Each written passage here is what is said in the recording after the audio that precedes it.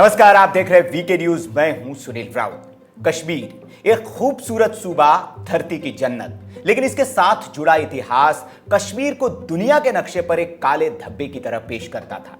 अपनी खूबसूरती के लिए मशहूर कश्मीर के साथ जुड़ा वो काला इतिहास कौन भूल सकता है, जिसमें सूबे के ही पंडितों को बेरहमी के साथ राज्य के मुसलमानों ने मस्जिदों से ऐलान कर बाहर निकल दिया था। कत्लेआम हुआ, बर्बरता की सारी हदें पार कर दी गई।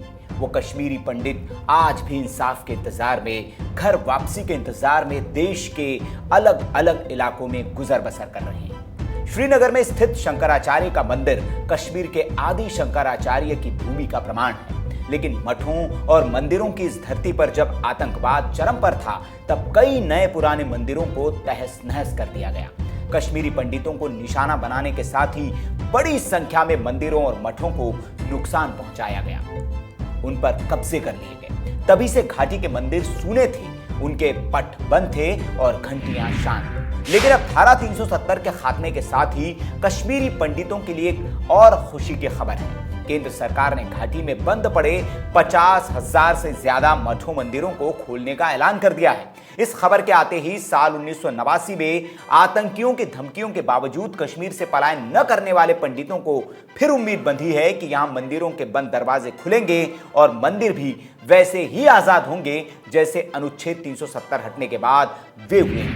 दरअसल केंद्र सरकार ने कश्मीर घाटी में सालों से बंद पड़े मंदिरों और पूजा गृहों को खोलने का प्रयास शुरू कर दिया है। इसके लिए भारत सरकार सर्वे भी करा रही है। केंद्रीय गृह राज्य मंत्री जी किशन रेड्डी ने बेंगलुरु में कहा कि सरकार ने कमेटी गठित कर दी है, उससे पूरी घाटी का व्यापक सर्वेक्षण करके रिपोर्ट देने को कहा गया है।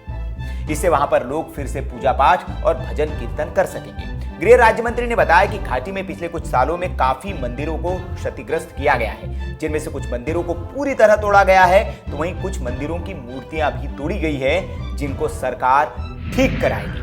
दरअसल 1986 में कश्मीर में कई मंदिरों को जलाया गया। 1989 में जब आतंकवाद ने कश्मीर में पांव जमाए, तो जिहादी तत्वों और कट्टरपंथियों की भीड़ ने मंदिरों में घुसकर लूटपाट की और ज्यादातर मंदिरों की जमीन पर कब्जा कर लिया। इसके बाद से ही सूबे में क्षीर भवानी, शंकराचार्य मंदिर, गुप्त गंगा, मंझगाम, त्रिपुर सुंदरी, सूर्ययार, रानी मंदिर, गणपत यार मंदिर या फिर हनुमान मंदिर को छोड़कर शायद ही कोई दूसरा मंदिर खुला मिलता था।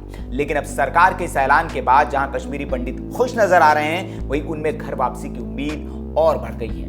हाल ही में कश्मीरी पंडितों के एक दल ने पीएम मोदी से ह्यूस्टन में मुलाकात भी की थी, जहां कश्मीरी पंडित पीएम मोदी से मिलकर भावुक हो गए थे। इन लोगों ने कश्मीर से धारा 370 खत्म करने पर पीएम मोदी का धन्यवाद किया था। इनमें से एक महिला रोने लगी थी। साथ ही एक कश्मीरी पंडित ने पीएम मोदी का हाथ चूमकर उनको धन्यवाद किया था। इन कश्मीरी पंडितों से मोदी ने भी कहा था कि आपने बहुत कुछ सहा है, लेकिन अब सरकार के इन प्रयासों के बाद लग रहा है कि कश्मीरी पंडितों को उनका सूबा और घर दोनों ही जल्द वापस मिलने वाले हैं। तो कश्मीर में सरकार के उठाए गए इस कदम पर आपकी क्या राय है, आप कमेंट बॉक्स में हमें बता सकते हैं। अगर वीडियो आपको अच्छा लगा हो तो इसे लाइक करें और ज्यादा से ज्यादा लोगों तक इसे पहुंचाने के लिए शेयर करें। अगर आपको वीडियो पसंद आते हो हमारे चैनल के, तो चैनल को सब्सक्राइब कर ले, बेल आइकन भी दबा दे ताकि आपको वीडियोस के नोटिफिकेशन मिलते रहें। आप हमारे फेसबुक पेज को भी लाइक कर सकते हैं, वहां पर भी आपको वीडियोस मिलेंगे। देखते रहिए वीके न्यूज। शुक्रिया।